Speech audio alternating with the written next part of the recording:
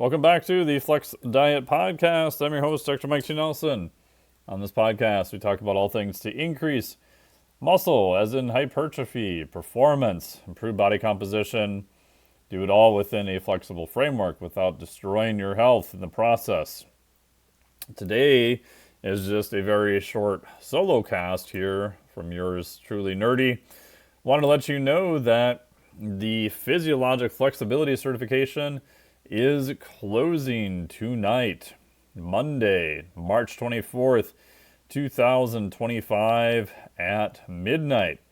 But there's still time to get into it. You can enroll in the free newsletter.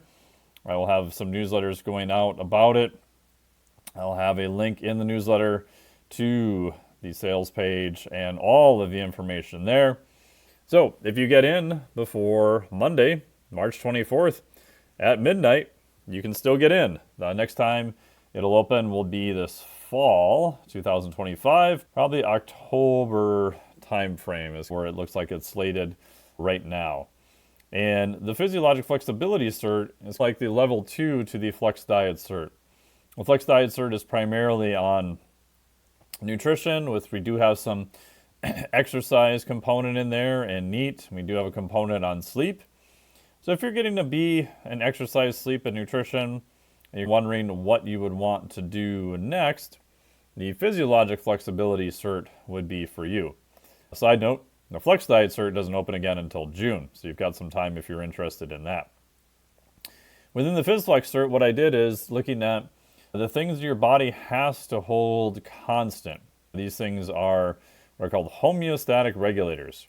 And in the Cert, we talk about temperature, pH, oxygen and CO2 and expanded fuels, ketones and lactate. And why this is important is what you adapt to matters. And everyone's familiar with lifting and cardiovascular adaptations, and even adaptations to the amount of carbohydrates and fuels that you take in. But I think we're just starting to appreciate the adaptations to environment. For example, we know that if you start doing sauna or heat, I just got an email from someone in the PhysFlex Cert right now, that you will adapt to getting better at the heat. The question is, well, what do you really want to get better adapted to? And I think if you are training those 4 pillars, there's some pretty cool transfer. And so by transfer, we can take a lifting example. If you want to get better at deadlifting, the fastest way to get better at deadlifting is to deadlift, right? Shocker. But you're probably not going to deadlift 5 days a week, especially if you've been at this for a little while. So then you're looking at, okay, what are some other exercises that would have a positive transfer to my deadlift? Maybe I'm going to do heavy kettlebell swings. I've been reading a lot of Pavel's stuff. He says that works well. You could try heavy kettlebell swings for a while, put it into your program, and then see if your 1RM or your AMRAP on your deadlift goes up.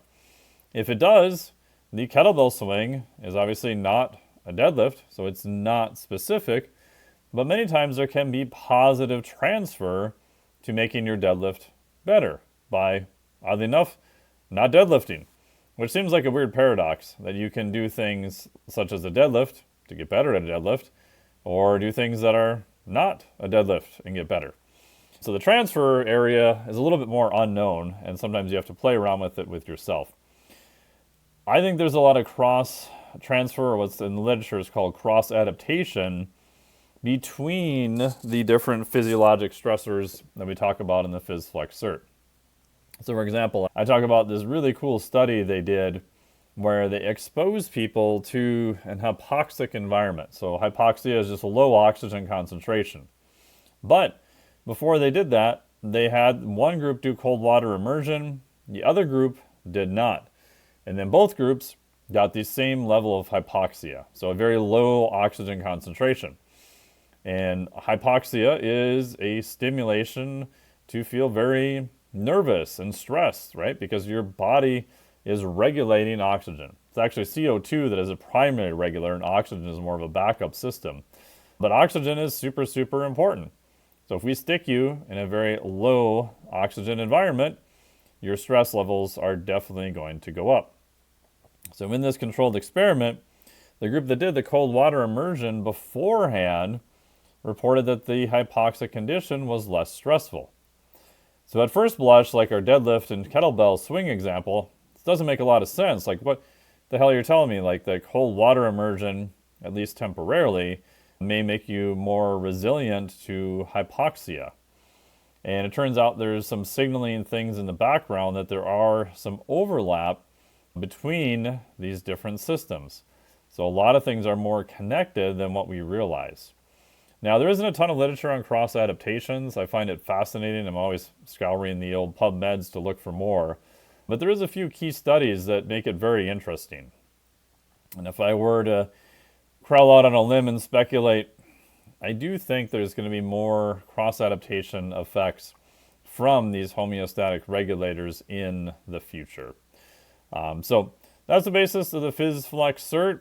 If you wanted to learn about how to use cold water immersion, I've built my own cold water immersion since 2020.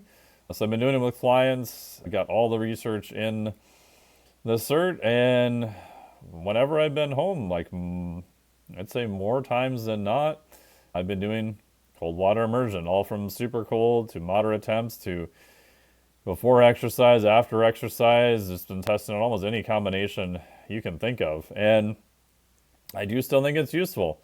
Just did one the other day.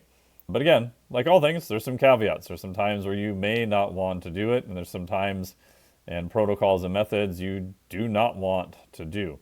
Same thing for pH changes, expanded fuels, O2 and CO2 regulation.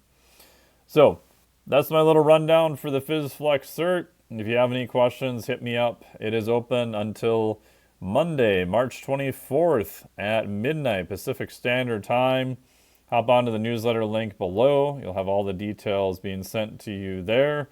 And if you have any questions, just hit reply there. I will do my best to get back to you. I am traveling on Monday, but I will try my best to get back to you in a timely fashion. Thank you so much for listening to the podcast. Really appreciate it. If you enjoy this concept of different types of stressors to be adapted to, you will love the podcast that is coming out later this week with Dr. Sharon as we talk all about this. And she's got a great brand new book that is very much related to this topic. So stay tuned for that. Thank you so much for listening. Really appreciate it. Talk to all of you again very soon. This podcast is for informational purposes only. The podcast is not intended as a substitute for professional medical advice, diagnosis, or treatment. You should not use the information on the podcast for diagnosing or treating a health problem or disease or prescribing any medication or other treatment. Always seek the advice of your physician or other qualified health provider before taking any medication or nutritional supplement, and with any questions you may have regarding a medical condition. Never disregard professional medical advice or delay in seeking it because of something you have heard on this or any other podcast. Reliance on the podcast is solely at your own risk. Information provided on the podcast does not create a doctor-patient relationship between you and any of the health professionals affiliated with our podcast. Information and statements regarding dietary supplements are not intended to diagnose, treat, cure, or prevent any disease. Opinions of guests are their own, and this podcast does not endorse or accept responsibility for statements made by guests. This podcast does not make any representations or warranties about guest qualifications or credibility. Individuals on this podcast may have a direct or indirect financial interest in products or services referred to therein. If you think you have a medical problem, consult a licensed physician.